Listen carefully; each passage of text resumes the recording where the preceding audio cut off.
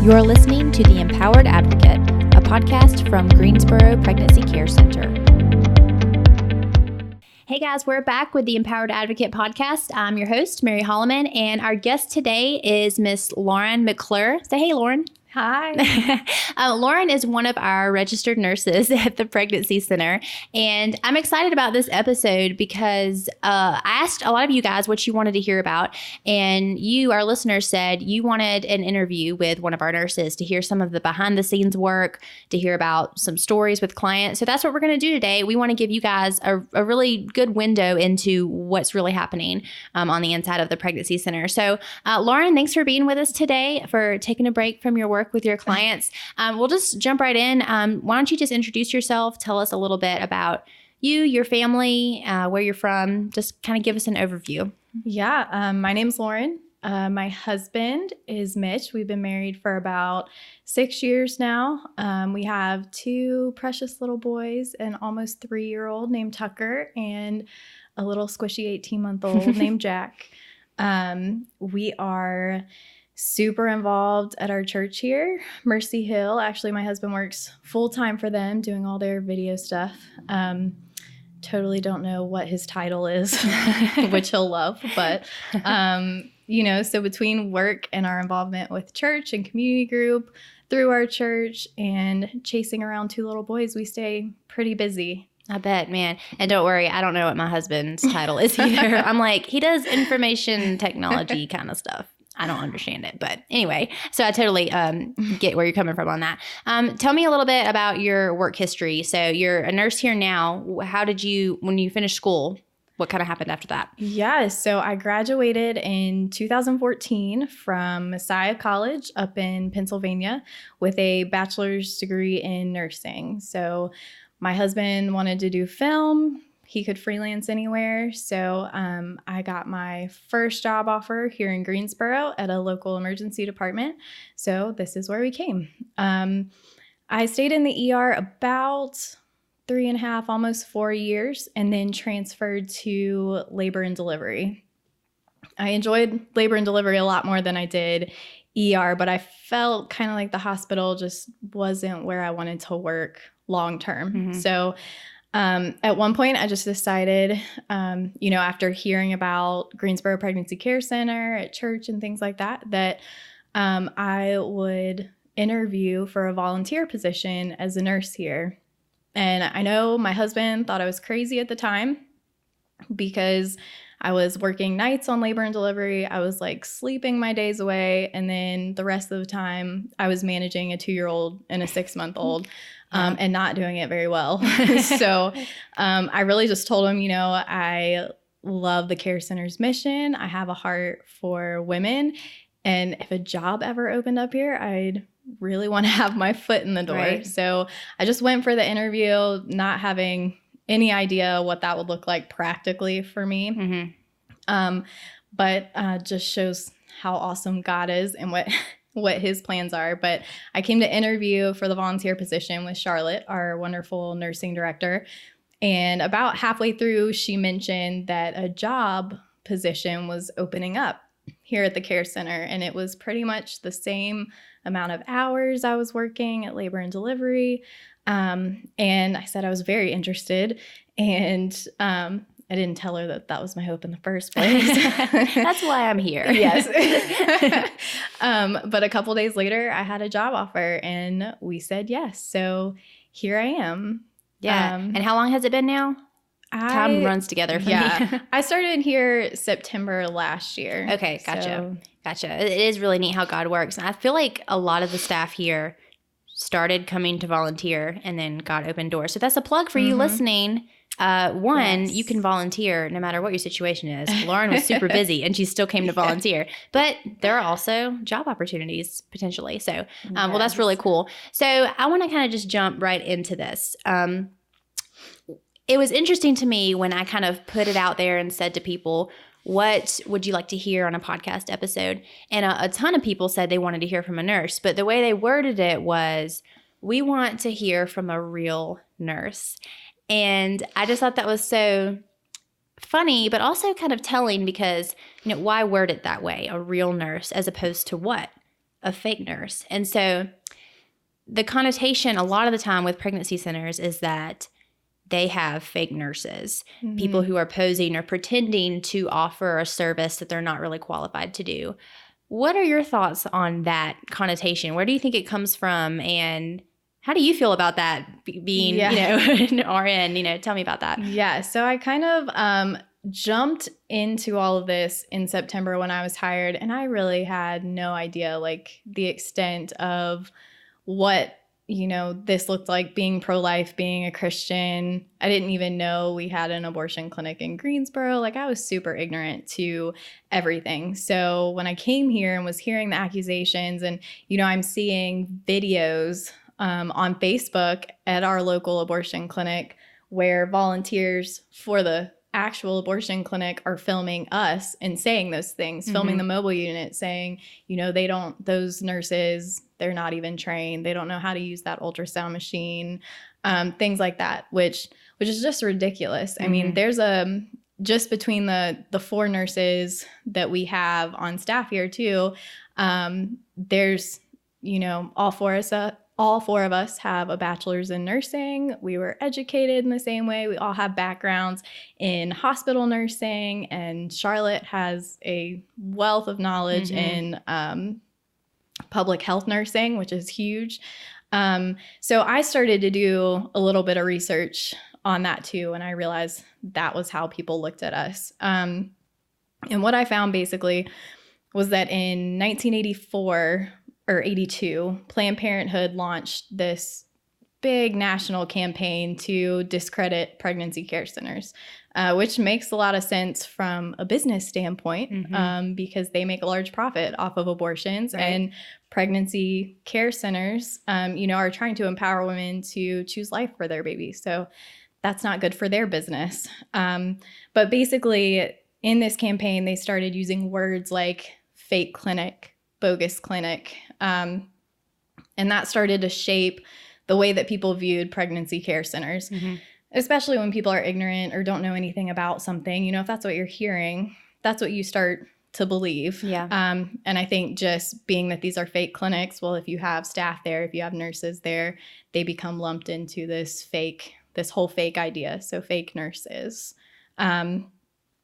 There's actually a website I'm going to look at this because I botch this name every single time. The National Association for the Repeal of Abortion Laws, called inthelies.com. And it goes through a whole bunch of reasons why pregnancy care centers are fake, basically.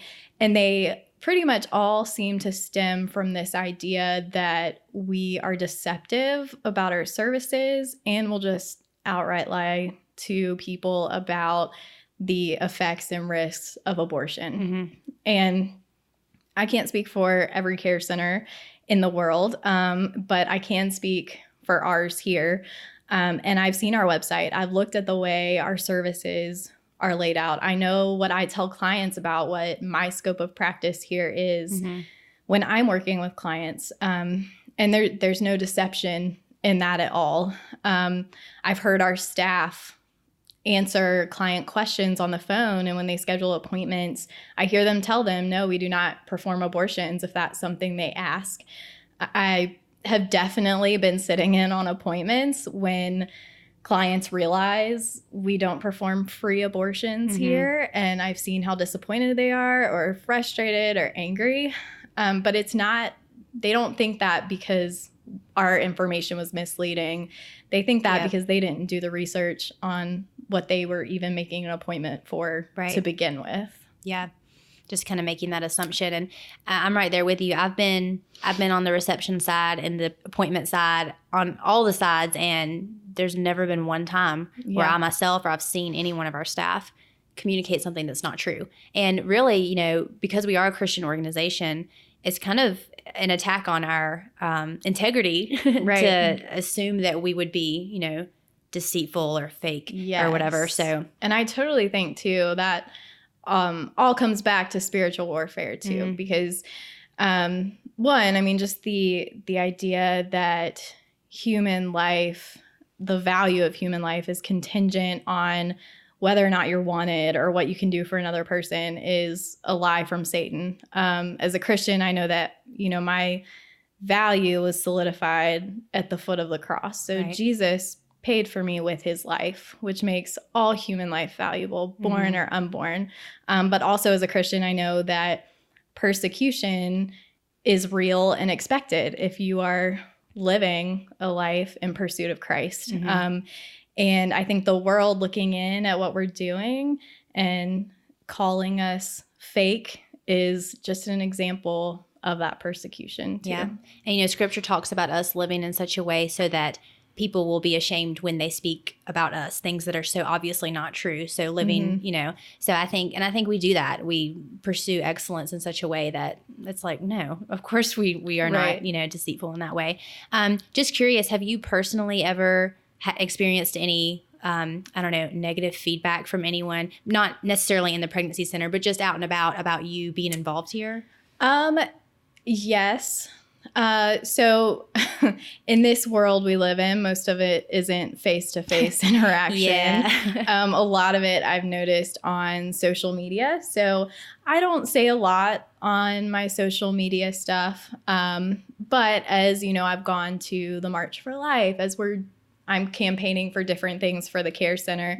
It becomes clear what my viewpoint is, that I am pro-life, that I love these moms, I love women, but I also love their children.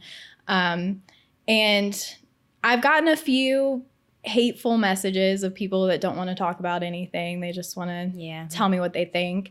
And I also have noticed even more so that I've lost numbers of friends really? on Instagram and Facebook. So not anyone that ever said anything to me, but I've noticed the difference, now that I'm in this.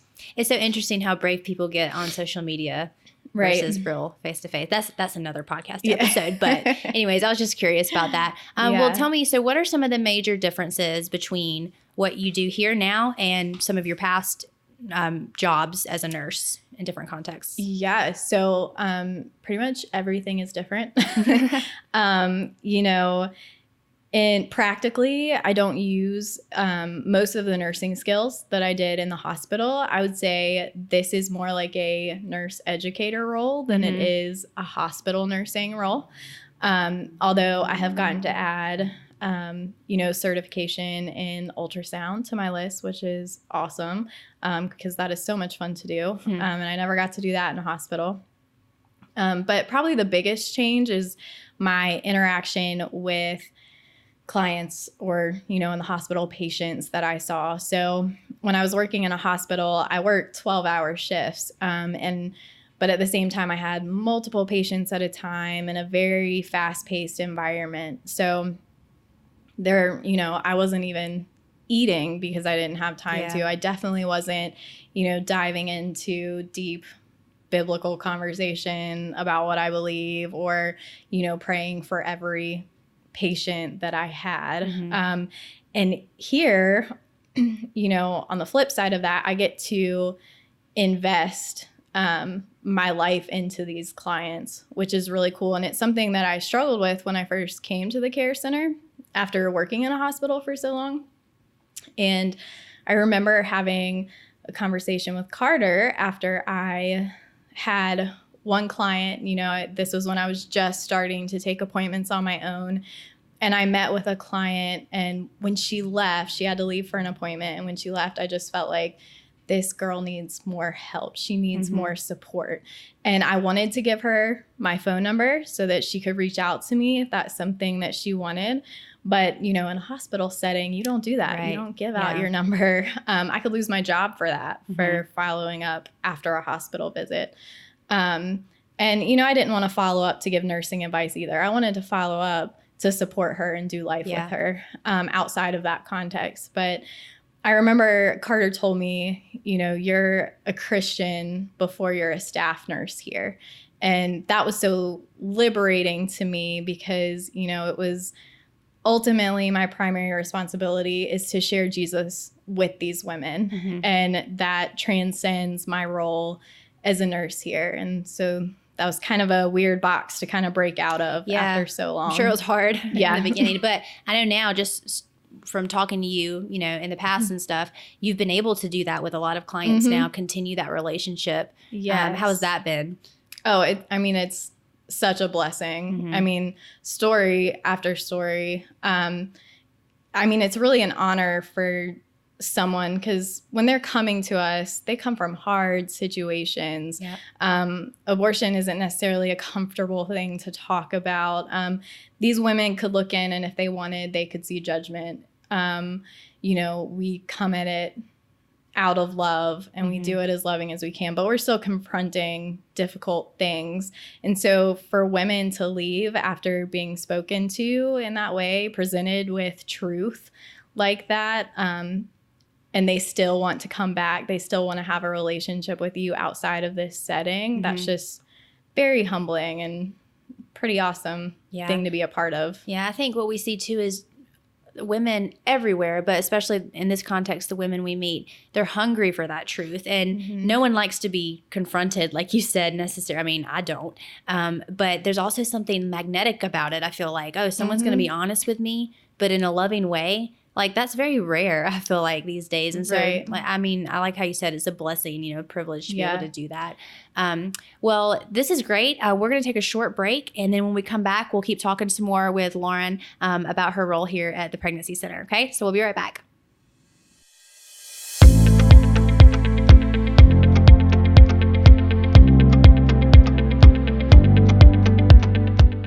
Okay, we're back with the Empowered Advocate. I'm talking with Lauren McClure today, and she is a registered nurse on staff with Greensboro Pregnancy Care Center. So to start with, Lauren, describe for me exactly your role here. So we know we've said staff nurse, we've mentioned ultrasounds, we've mentioned talking with women. Maybe describe what that looks like in an actual appointment. So what are you doing throughout the process of meeting with a client? And just start with that, what it looks like. Yeah, so the services that we offer here, you know, as far as the nursing part of it goes, is pregnancy tests, providing proof of pregnancy so that clients can get ultrasound or insurance, limited STD testing. We also do, for the clients that are eligible, their first ultrasound here as well. And we collect past medical history about our clients. So in an appointment, you know, we take client back to the bathroom, they give us a sample, and then we go into a room together. We go over past medical history questions. I find out what I need to know about their pregnancy history, you know, things like medications they're on, anything that could affect a potential pregnancy. And then at that point, we go run the pregnancy test so that we can provide resources for them based on what that test says.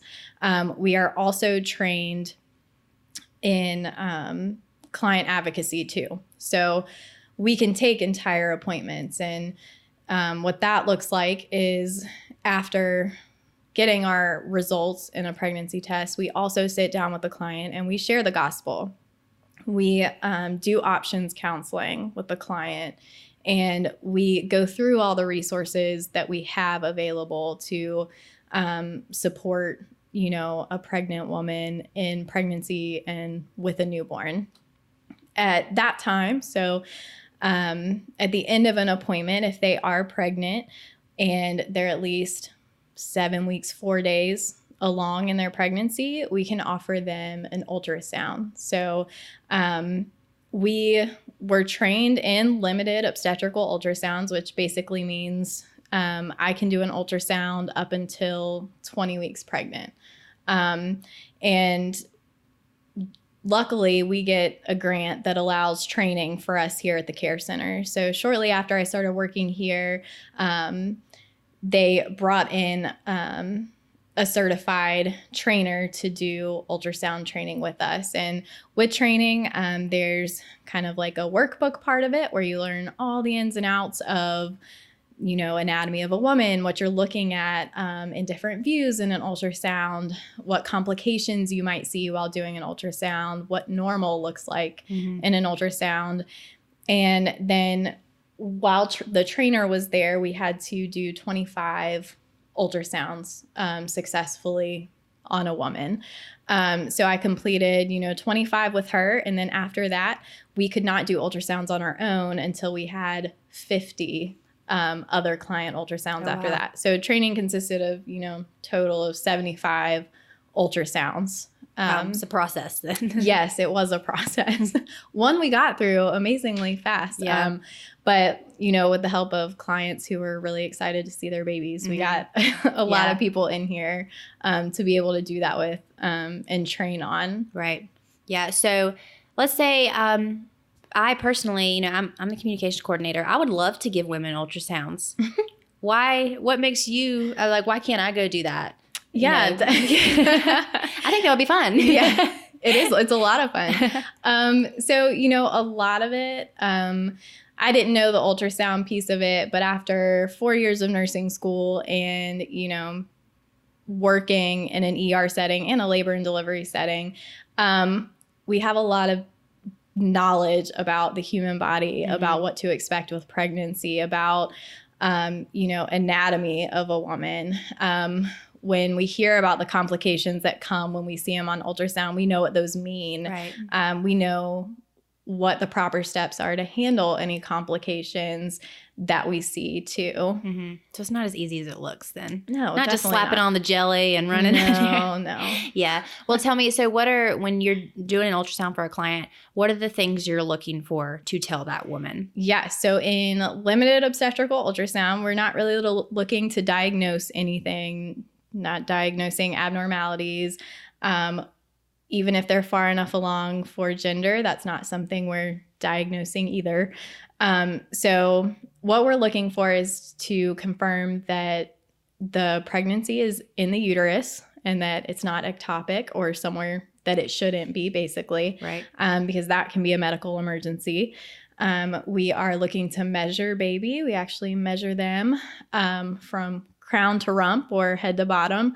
And based on that measurement, we know how far along they were compared to what their last period date told us.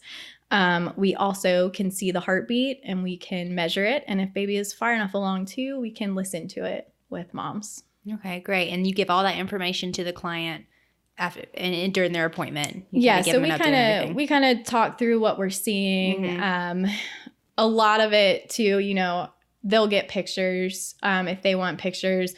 We take a lot of pictures that are mainly for our doctor. So different anatomy views, things like that. Something that might not look interesting to a mom who's excited to see her baby or interested in what baby looks like. Yeah. But, so you mentioned the doctor. So and this is just, for the benefit of those listening, because I do get some questions about this. So talk a little bit about who oversees your work and how that works. Yes. So we have 2 medical directors right now, working on getting a third, which is awesome. But basically they are OBGYNs in the area that are on board with what we do and want to help in any way we can. So like any healthcare facility would have, we have standing orders that our doctor approves, telling us what we can and cannot do in our practice with the women that we see. When we do ultrasounds, we are taking images of certain parts of the anatomy and different angles for the doctor. And every ultrasound is sent straight to the doctor to review at that point. And, if we notice a complication ourselves, we have, steps that we go through to get mom follow-up care. But we also reach out to our medical director and say, hey, could you look at this? Something's up. Yeah. If something, we send these ultrasounds right away. So if there's something abnormal that, our training in limited obstetrical ultrasound doesn't really make clear to us, then the doctors review it right away. Okay. And we're able to direct our clients wherever they should go at that point. Right. So there's a lot of accountability built in to the process. Definitely. So, we don't do anything here that our doctors haven't signed off on beforehand. Yeah. Yeah, I think that'll be really helpful for those listening, just to kind of know the process from beginning to end and what all's taking place. And I will say too, it's that part is similar to working in the hospital. When I worked in the emergency room, we had standing orders, which is what we have here, that basically say, as a nurse, this is what you can do before the doctor even sees a client. And so it works in the same way. We know what we can do for a client. And if there's anything outside of that, we have our doctors that we can go to. It's really neat how you're able to take the exact same standard of excellence from, your past nursing, but also applying that relational component to it too. That like you used the word liberating before, and I think that's the perfect way to kind of describe it, especially for a Christian. Well, let's kind of move into that aspect of it, the relational aspect. So when you meet with clients, what would you say? It's kind of a generalized question, but what are some of the most common maybe attitudes or emotions you experience from them as you're in appointments or doing scans? Yeah. So, we meet with some women who are happily pregnant and very excited. Our focus here at the care center, though, is the abortion vulnerable and abortion minded woman.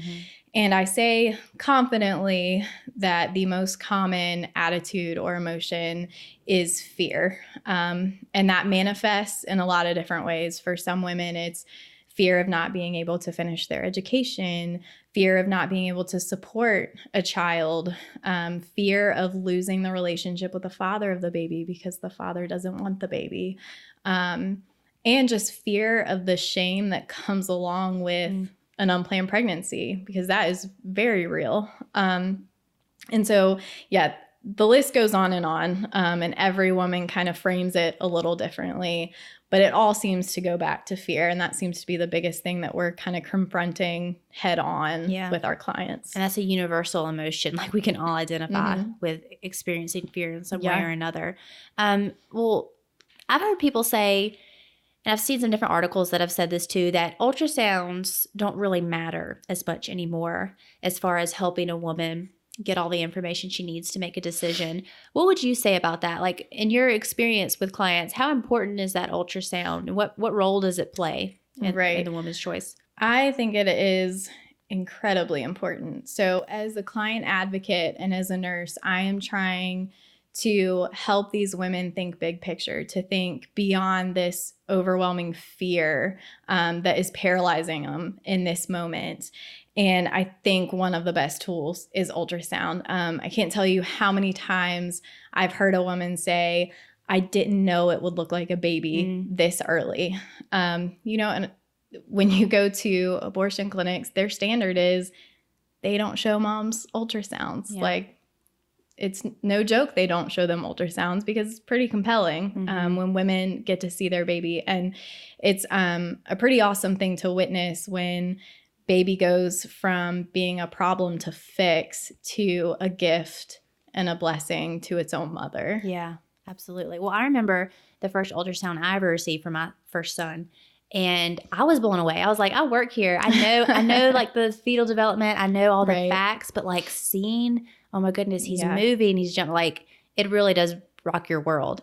One of my favorite stories with a client that I have is I met with a sweet woman who came to us. She had older children already. She was pregnant. Boyfriend did not want the baby and had made it clear, I'm not going to stay with you if you keep this baby. And so she was leaning towards abortion because of that fear of losing that relationship and the fear of starting over when she already has children that are out of that stage. And so, I walked through the appointment with her. We kind of talked over, what those fears were. But then I was able to offer an ultrasound, and she was around 9 weeks. So at this point, baby's moving, which is awesome. And I remember her just starting to cry during the ultrasound, and I asked her what was going on. And she said, there's no way I can look at my baby and then leave here and kill it.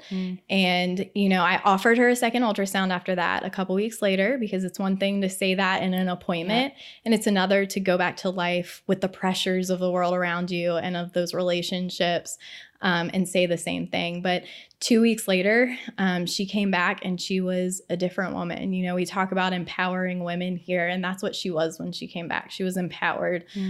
She was excited for the baby, and she had decided, if this man does not want to stand up and take care of us, then we don't need him here. Wow.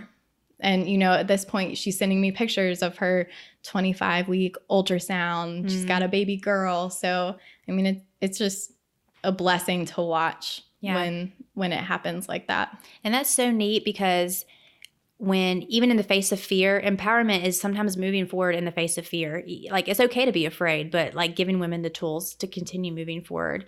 That's just a really neat story. I think that's a perfect segue into some things that are happening out on the sidewalk. So we're going to take a short break. And when we come back, we'll talk a little more about sidewalk advocacy and what that's like for you. Okay.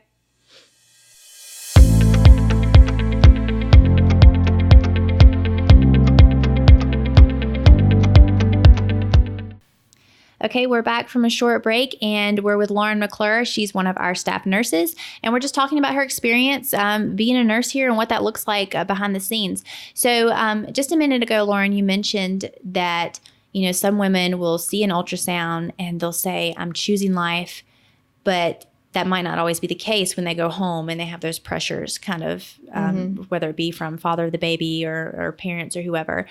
So let's talk a little bit about that, because in the past year, we have started going out on the sidewalk outside the abortion center. And I know there's been lots of interesting stories and things that have happened, but maybe share your perspective on how a change in location, just being out there with a mobile unit out on the sidewalk, what's that like? Yeah. So being out on the sidewalk is really hard. It was definitely, when I first started working here, the most intimidating part of my job. And it's something that I am still pushing myself in and growing in and trying to figure out. But basically, we're out there multiple times a week with our mobile unit. And we have an amazing team of volunteer advocates that are out there with us. They're the real MVPs for sure. But basically, when we're out there, our focus is talking to these women as they pull in, telling them that they are loved, that they are strong, offering our free resources in hopes that before they go into that clinic, they will come talk to us, that they will come on our mobile unit, that we'll be able to give them a pregnancy test, counsel them about their options, and get to the ultrasound part so that they can see this baby that's growing inside of them. God has worked in some big ways out there. I think especially just in the last few weeks, there have been multiple stories of women coming on the mobile unit instead of going into that clinic for their appointment and leaving saying, I'm keeping this baby, which is, so cool to see victory like that in such a dark place. Right. I also noticed too, God works in a lot of different ways. So when we first started out there, I saw victory as a woman going on the mobile unit and choosing life for her baby. And it was pretty, that's the box I put it in. The longer I work here though, the more stories women tell me about how our role on the sidewalk has impacted them, even if they never step foot inside of it. So, I've had a few different women. I'll meet with them for appointments at our care center. And as I'm talking to them, they share that they had an abortion appointment that past weekend, that they drove into the parking lot. They saw the mobile unit. They saw people praying for them. They saw people wanting to help them. And they decided in that moment, I'm not ready to talk to anyone about it, but I also can't do this today. I can't go through with an abortion today. So on our big pink mobile unit is our phone number. And they take a picture of that. And the next week they call, they make appointments. And then at our care center, as we walk them through everything, as we get them that ultrasound, they choose life for their baby, which is just so encouraging and humbling too, to know that, God's working in such bigger ways than what we even can perceive or see or think about out there. And just shows how he uses people for his glory when they're just out there. Absolutely. That's amazing, honestly. And to me, that points to the fact that we probably don't even know about some women's choices to leave, you know? Definitely. I mean, we're blessed that some of them come back here and make the appointments, but, you know, I cling to the hope that one day, you know, in heaven, we'll meet all these women and children, you know, who we just didn't know, but our presence out there. And I think, you know, for anyone who's listening, if you've been throwing around the idea of going out and praying and just being out there, just checking it out, I would say 100%, this is your sign from God. You sure, if you're waiting for it, go out there and just see what it's like. Because you mentioned it's a dark place. It absolutely is. But just knowing that, you know, scripture talks about how, you know, we're called not just to ignore works of darkness, but to expose them. And that's what we're doing by being out there and offering hope, exposing. And I think praying out there is a good place to start, because it's scary and intimidating. Yeah. And I remember my first couple times out there, I kind of went out with that attitude, like, okay, I'm going to shadow today. I'm going to kind of stand back. I'm going to pray.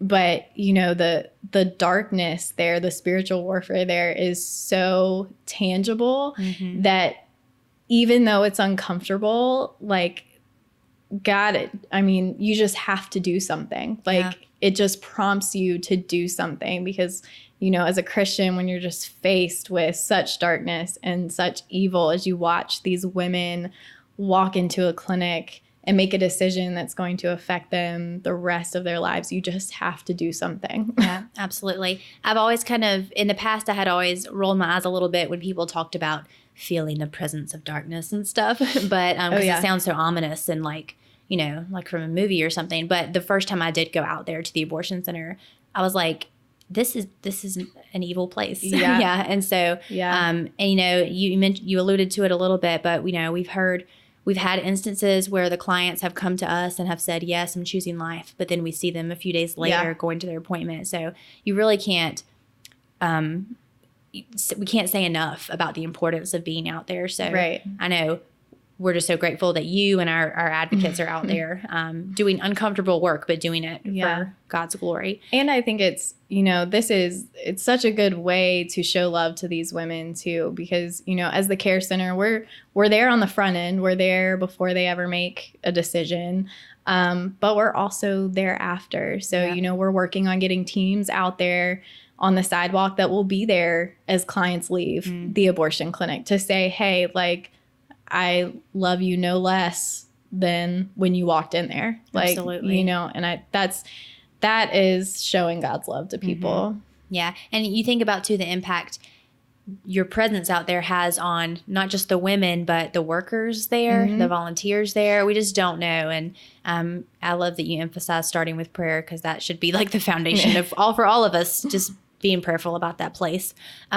Well, as we kind of wrap up here a little bit, why don't you share some of the feedback you've heard from clients that have come through and received our services, whether it be, you know, the ultrasound or even mentoring or whatever. What are some things that you're hearing? Yeah. So glad you asked this question, because I've been blown away by the way clients respond to us. When I first started here, I was super intimidated about doing appointments on my own.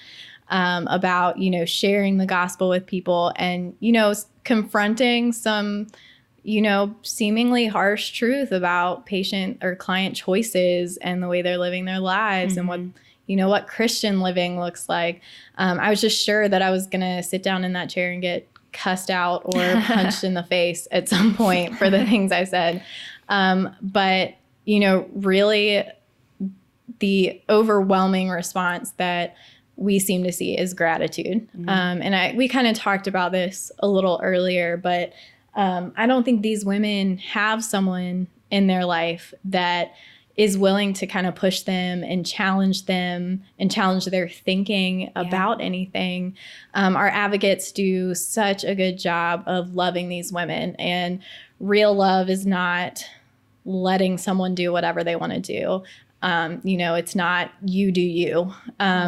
Real love is saying this path is destructive and I can't let you do this without saying something.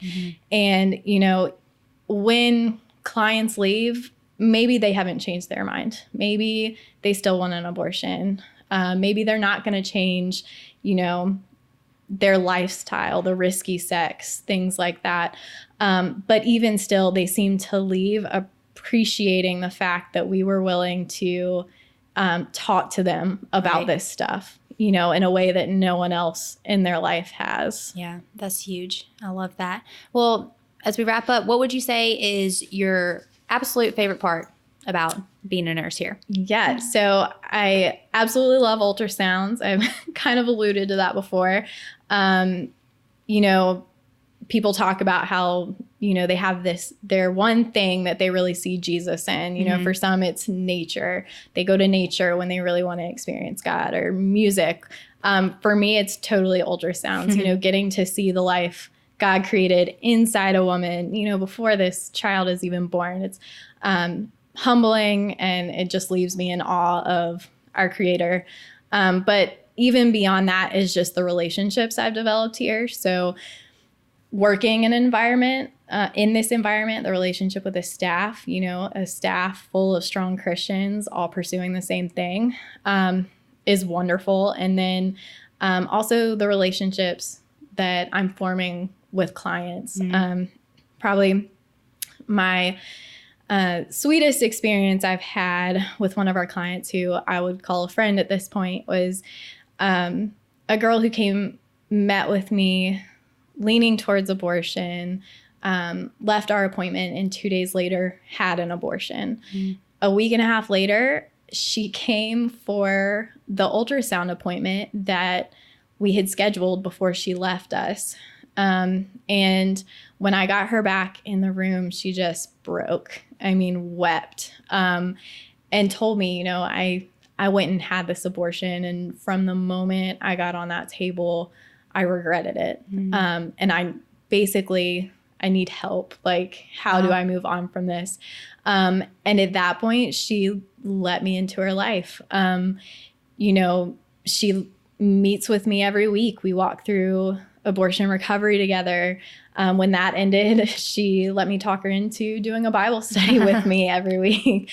She's gone to church with me. She's met my family.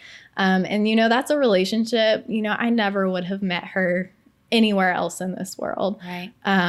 And, you know, I'm so thankful for that relationship, but, you know, just in general, like, I'm witnessing life change here. And through that, you know, I'm witnessing my own life change as well. That's awesome. And I love that that woman felt safe enough to come back and tell you what was going on, and to continue that. I mean, that's just such evidence of how God is working, like you said. Well, Lauren, thank you so much for giving us just some insight into what it's like being a nurse. And I think this has been really helpful for me, but I hope definitely for our listeners as well. And for those of you who are listening, if you have any other questions, you can shoot us or give us a call, shoot us an email, and we'll also in the show notes be providing you with some links to some further information. So yeah, if you haven't already, subscribe so that you can get notifications about our upcoming episodes, and we will see you next time. Thanks, guys.